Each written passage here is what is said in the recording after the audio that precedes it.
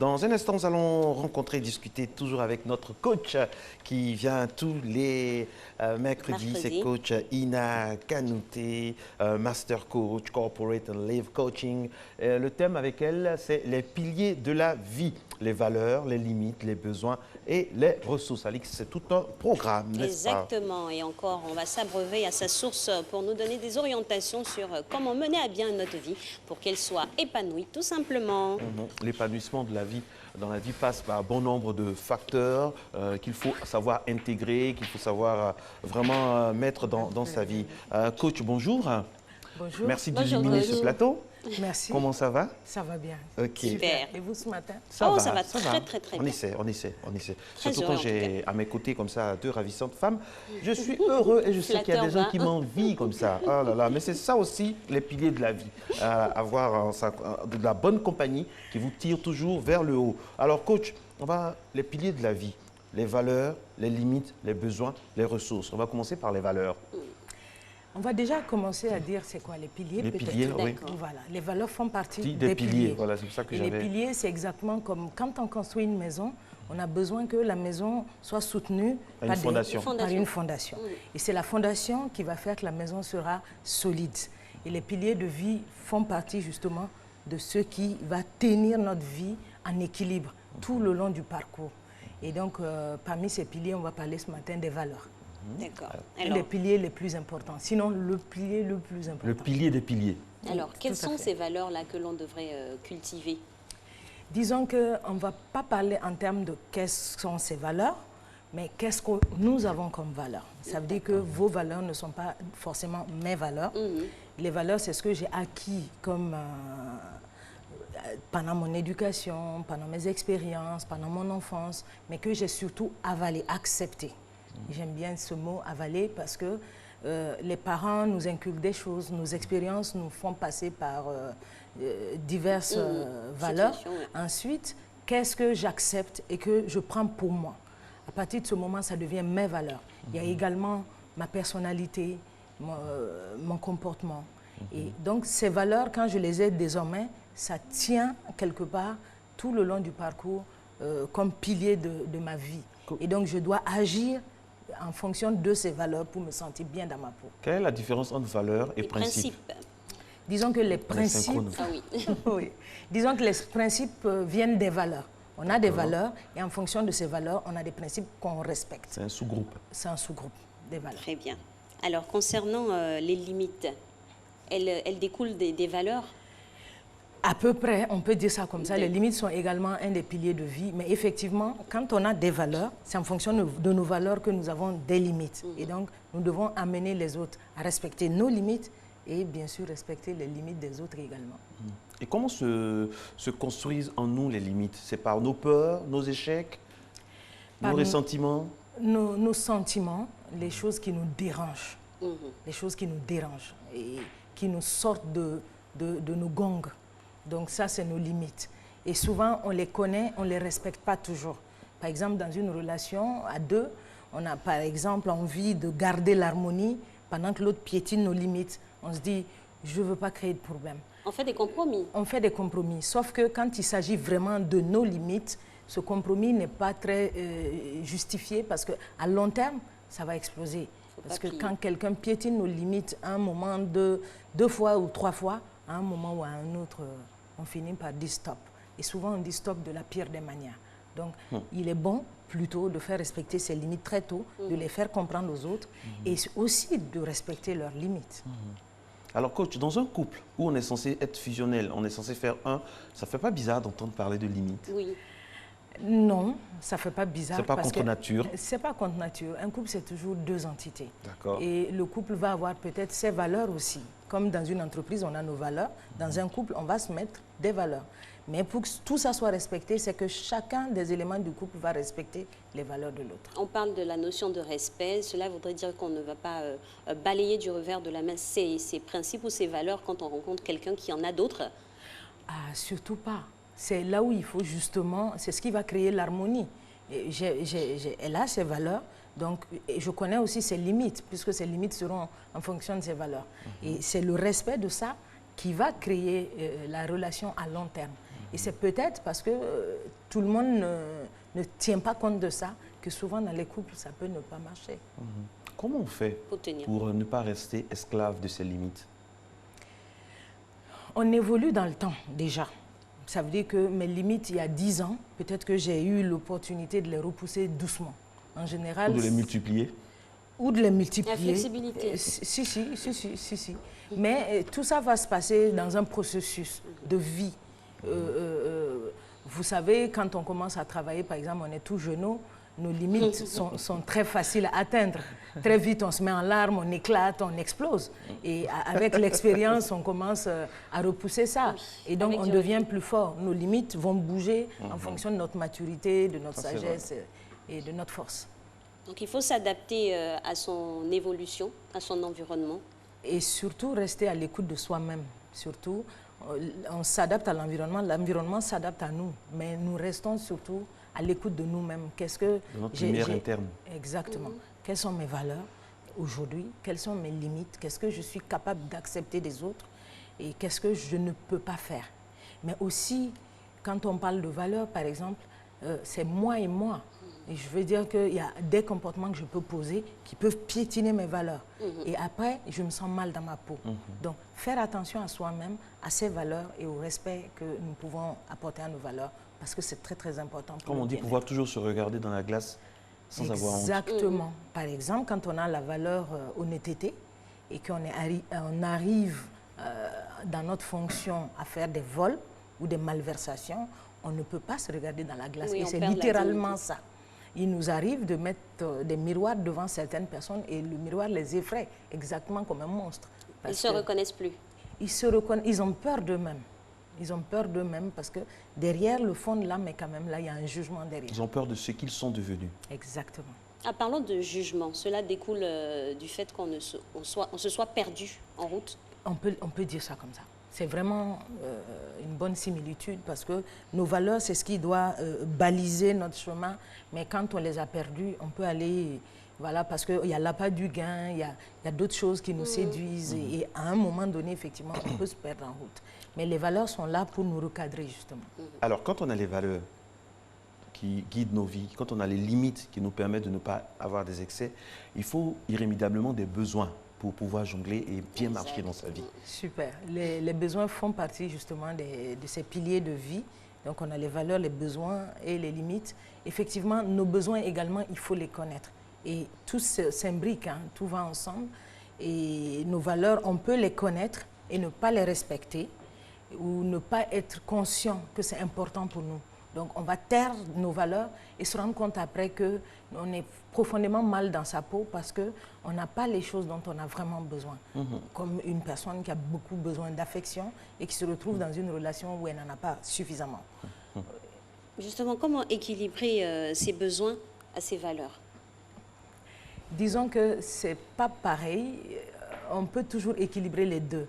Les besoins vont plutôt dans le sens de ce que je veux acquérir. Et les valeurs, c'est à la limite, qu'est-ce que je dois éviter. Et voilà, les limites, les valeurs, c'est qu'est-ce que je dois éviter, mais les besoins, de quoi j'ai besoin pour me nourrir au quotidien, mon esprit, mon âme, mon bien-être. Coach, il y a des gens qui ont tout dans la vie sauf l'essentiel. Et cet essentiel-là, ces personnes-là cherchent toujours pendant longtemps. Alors, qu'est-ce qu'il faut pour que ces personnes-là, quel genre de besoins ces personnes-là peuvent, à quel besoin ces personnes-là peuvent aller pour avoir un certain équilibre entre valeurs et limites? Par exemple, on en avait parlé un peu, les piliers, les domaines de vie. Par exemple, on peut être là, on ne se rend pas compte que dans nos besoins, on a cette envie de former une famille, une affection sociale et tout. On peut le négliger au profit de ce qu'on vit au quotidien, comme la recherche d'argent, la réussite professionnelle. Et à un moment donné, quand on a par exemple 60 ans, on se préoccupe moins de ce qu'on a dans la poche, mais plus de qui sont autour de nous. Mais si on n'a pas fait attention à ce besoin avant et qu'on n'a pas construit des relations, on peut se retrouver à un moment donné, on a 60 ans, on a 70 ans, les enfants ne sont pas autour de nous parce qu'on n'a pas appris à créer cette relation dont on a besoin. Et c'est là où, oui, on se rend compte que on a des choses, mais on n'est pas satisfait 100%. Dans toutes vos interventions, depuis le début de vos passages, ce qui ressort, c'est la lecture de soi. Justement, comment arriver à se lire? C'est surtout ça.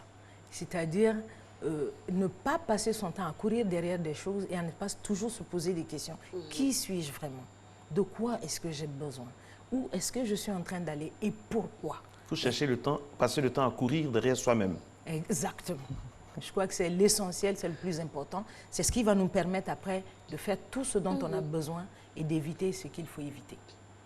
Les ressources, on les tire d'où? De notre subconscient, de notre psyché, de notre entourage, de quoi? Les ressources, c'est tout ce qui peut nous permettre de bouger. Donc, nous avons les talents qu'on a déjà vus. Nous avons les ressources psychologiques.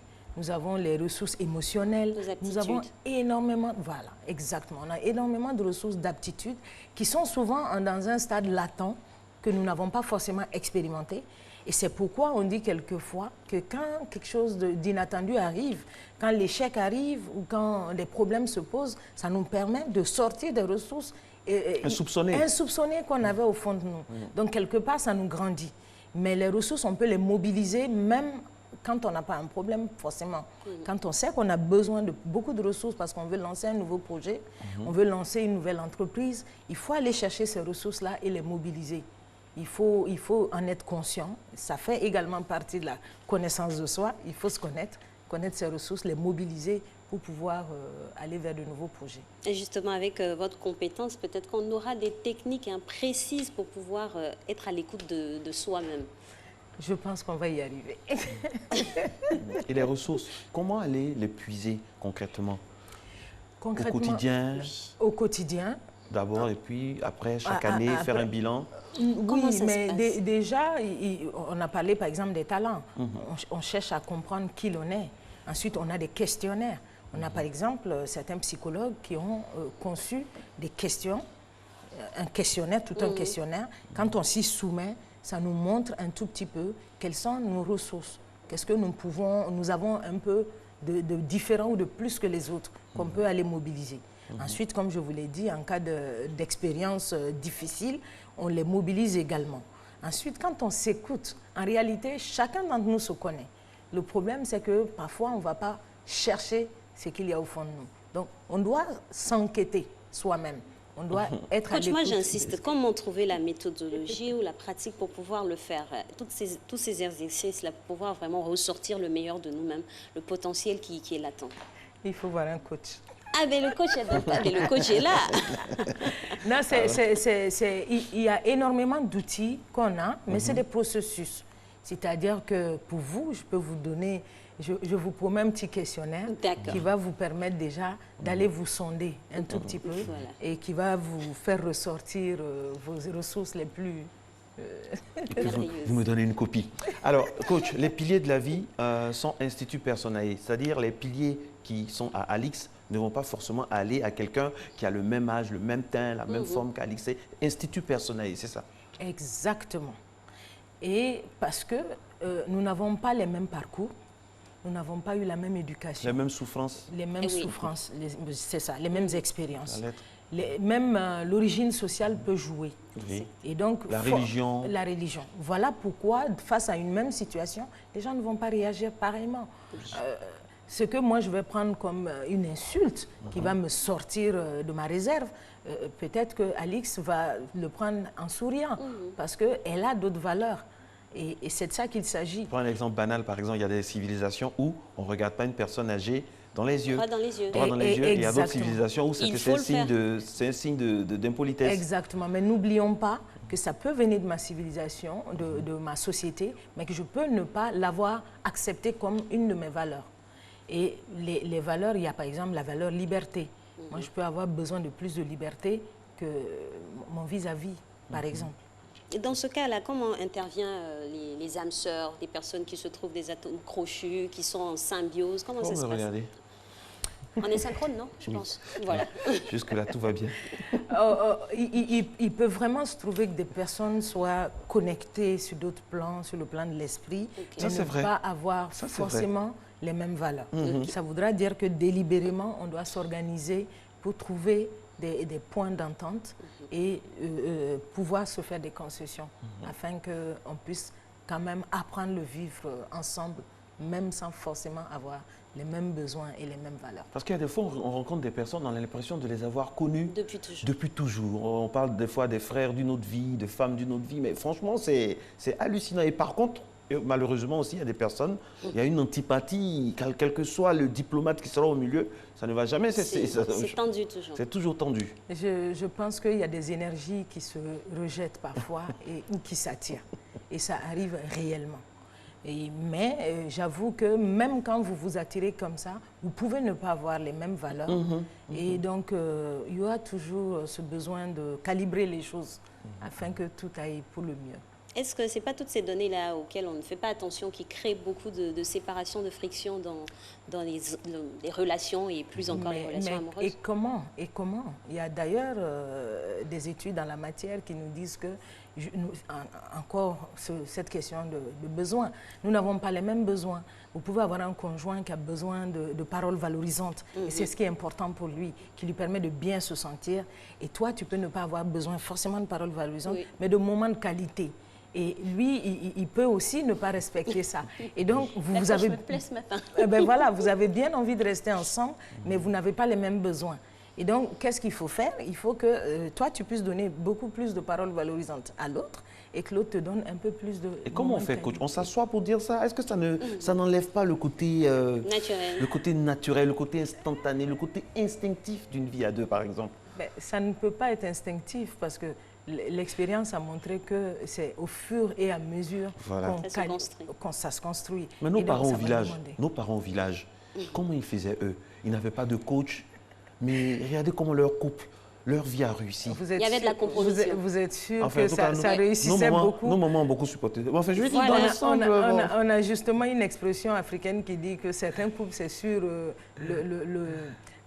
la mauvaise humeur d'une personne, et souvent c'était la femme. Je crois que beaucoup de femmes ont vécu dans certains couples et ont accepté des choses parce qu'à l'époque, on ne leur donnait pas non plus le choix. Beaucoup d'hommes aussi ont accepté certaines choses. Il faut accepter ou se battre ou revendiquer. Qu'est-ce qu'il faut faire? Il faut susciter. Il faut susciter chez son conjoint les comportements qui vont l'amener à nous donner notre besoin. Susciter. Voilà, et non revendiquer. Et donc, quand on Parce qu'au moment où vous revendiquez, vous tombez dans les paroles dévalorisantes. Et comme les paroles valorisantes, c'est ce qu'il aime. C'est pour la représentativité de toutes ces personnes qui pensera à cette question. Oui. Voilà. Susciter et non revendiquer. Non revendiquer, parce que dès qu'on revendique, on n'est plus dans les paroles valorisantes. Voilà. Donc, on suscite aussi avec ses valeurs. On suscite également avec ses valeurs, son potentiel et autres. Avec ses limites aussi. On suscite avec ses limites, en étant conscient de ses limites également. Alors, coach, on va se faire un petit récapitulatif de ces choses intéressantes dont on parle. Vous pouvez prendre note et puis aller sur le hashtag Matin Bonheur pour avoir un peu le replay et les détails de ce magnifique moment qu'on passe avec coach Ina Kanouté. Je rappelle que nous parlons des piliers de la vie, les valeurs, les limites, les besoins et les ressources. Alix. Exactement. Donc, de manière à synthétiser tout ce qu'on a dit, qu'est-ce qu'on devrait avoir pas dans l'ordre forcément, mais en tout cas dans sa besace pour éclore et être épanoui.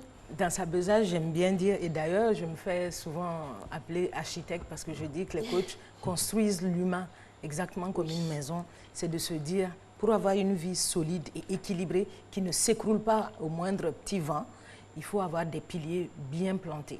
Et parmi ces piliers, nous avons nos valeurs, nos besoins, nos limites et nos ressources. Les connaître, les valoriser et faire avec. Quand c'est plié, quand c'est bien planté, comment on arrose ça au quotidien? Et qu'est-ce qui est planté, nommément? Les ressources, les valeurs, les besoins et les limites. Voilà. Et ça s'arrose à quoi? On prend par exemple les valeurs, ça s'arrose au respect. Au respect. Voilà. D'accord. Les limites au respect. Au respect. Les besoins. Au respect. Au respect. Les ressources également au respect. Les ressources, à les susciter, c'est-à-dire à les valoriser, bien ce mot-là. à les cultiver, à les faire grandir et voilà, et à s'en servir. Donc la base, c'est respect. L'amour intervient à quel moment? L'amour partagé entre tous, hein? À tout moment. À tout moment. Tout le long du parcours. Parce que c'est le message universel. Je pense bien que c'est le message universel. Je ne sais pas si c'est là-bas, c'est là-bas. Je suis d'accord. Alors, coach, dans tout ça, dans tout ce qu'on dit là, et la part de la religion, de la spiritualité, est-ce que ça ne peut pas influer, rendre bien, rendre bon? Enfin, bref.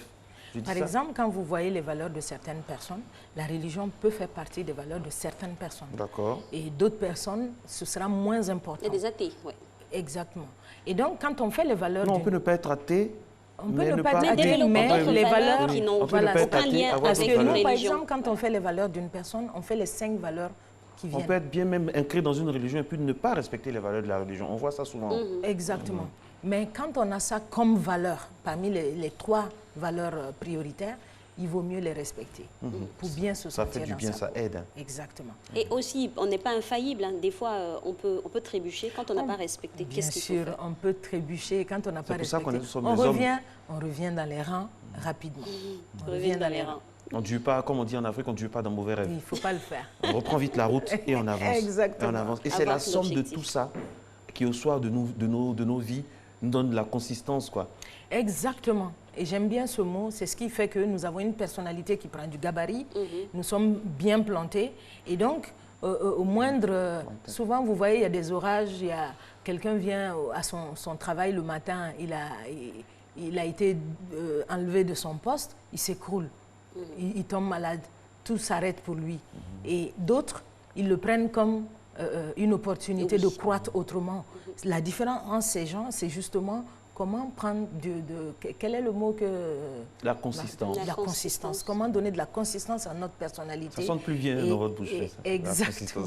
Et donc faire face à tout ce qui vient de la vie, parce que désormais, on est bien dans sa peau, on est bien dans son corps, on est bien dans son esprit. Et on fait face aux adversités de la vie. Tout ceci nous emmène à influer, à impacter positivement. Surtout également, parce que, voilà, on donne l'exemple aux autres, on peut également leur tendre la main. Tout cela m'envoie à une réflexion, hein. Je ne sais pas, vous allez me guider, coach. C'est que dans la vie, il ne faut pas être excessif, il faut être modéré par rapport de sorte à mieux gérer toutes les situations.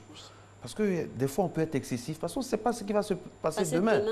On ne sait pas ce qui va se passer demain. Je suis bien d'accord. Il y a beaucoup de choses. Et puis après, on il y a beaucoup de choses autour de nous pour montrer qu'il ne faut pas être excessif. Il faut rester dans le bon ton, modéré. Bon, pas fortement modéré, mais il faut savoir choisir ce qu'on dit, ce qu'on fait, en ayant une pensée, en laissant une place pour ce qui peut arriver demain, qui peut ne pas nous arranger. Oui, on peut se donner des limites. On va encore parler de... On peut se donner des limites dans le comportement, mais en ce qui concerne nos talents, nos ressources, on peut par contre là-bas pousser à fond. Donc, il faut savoir faire la part des choses. Voilà, j'ai un nouveau projet, j'ai un rêve, j'ai une entreprise. Parfois, on sort vraiment des sentiers battus, on va à fond. On essaie de fermer les yeux sur quand ça va échouer, sinon souvent ça nous paralyse. Mais dans le comportement, oui, il faut éviter d'être excessif. Il faut avoir une bonne lecture de soi-même et de son environnement. De son environnement et faire attention aux autres, parce qu'on vit on ne vit pas dans un cocon, on vit avec des gens. Et donc, notre interaction avec eux, que ce soit professionnel, que ce soit personnel, va dépendre vraiment va définir notre capacité à réussir. Vous avez dit que vous êtes architecte, on vous appelle architecte. Moi, je peux vous appeler aussi médecin. Architecte de l'homme. Architecte de l'homme, en griffe. Alors, c'est quoi le bon dosage? Là, on parle médicaments maintenant, de guillemets. C'est quoi le bon dosage entre l'alchimie parfaite, entre les valeurs, les limites, les besoins? Est-ce que quelqu'un qui a trop de valeurs, et ensuite qui n'a pas de limite, qui a tous les excès, ça c'est surtout chez les Européens, c'est-à-dire le gars il a beaucoup de valeurs, il est à fond, il va à fond dans tout, il n'a pas de besoin parce que bon, il a déjà tout, et puis bon, les ressources, comment on fait le bon dosage, comment jongler? Équilibré. Est-ce que peut-être que les autres ne font pas forcément... Vous savez, quand il ne s'agit pas de nous, nous ne savons pas... Voilà. Quand vous parlez par exemple d'une personne excessive, vous allez peut-être poser un jugement parce que est-ce que derrière, ce n'est pas une personne qui a comme valeur la liberté? Et donc, pour exprimer cette valeur, il va avoir un comportement qui va, moi, me paraître excessif parce que ça ne va pas avec mes valeurs. Et donc, je ne comprends pas tout à fait pourquoi ce comportement. Sinon, en général, tout arrive à s'équilibrer quand on se connaît réellement. Et aussi, il faut accepter les différences des uns et des autres, ne pas porter de jugement trop hâtif. C'est ce qu'elle dit, il faut être ouvert. Voilà. Il faut être ouvert. On pense qu'à un moment donné, tu comprends que chacun se se trompe avec les informations qu'il a. Parce que je suis telle que je suis et je vois le monde en fonction de qui je suis.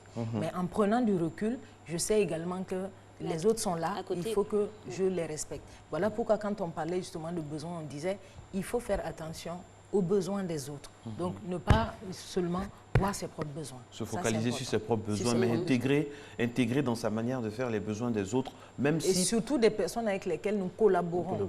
Quel que soit le rang social, quel que soit le rang social, vous savez, je dis souvent, vous êtes chef d'entreprise, l'humeur de votre assistante va jouer sur tout ce que vous allez avoir comme rendement dans la journée. Vous pouvez rentrer, lui donner des ordres, et ne pas faire attention à comment elle les absorbe. Mais vous savez bien que quand elle est de bonne humeur, ce qu'elle vous donne comme rendement, elle ne vous le donnera pas. Quand, voilà, vous êtes attentif. Elle grince des dents. Donc, voilà, quel que soit... le leadership, c'est vraiment de se dire comment je fais pour mobiliser tout le monde autour de moi et autour de mes objectifs. Là, c'est dégagé. Et pour ça, il faut faire attention aux besoins de ces personnes-là. Et vous avez parlé de leadership. Là, c'est le leader qui a cette capacité-là un peu d'observer tout ceci. Mais les autres autour, comment? Les autres font attention également. Le leader, il l'a cultivé. Les autres peuvent le cultiver. Voilà pourquoi on en parle tous les jours. Et faire attention également. Merci beaucoup, coach Ina Kanouté. C'est toujours un plaisir d'être là et de s'abreuver comme ça à la source de votre savoir immense. Merci d'être en notre compagnie.